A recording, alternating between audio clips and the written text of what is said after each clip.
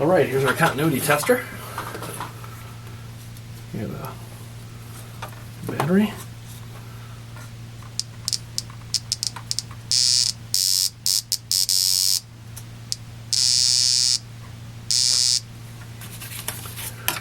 So I just soldered the tips in here a little bit. Let's go test this out. Put one over in here in this area. Now I took a knife and I made a little scratch right there. Scratched off some of the copper. Let's see if this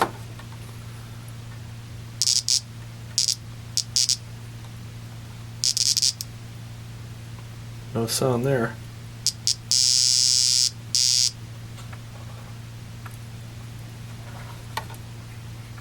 No sound there.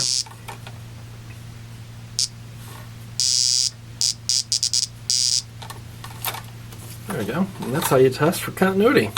See if that PC board's okay.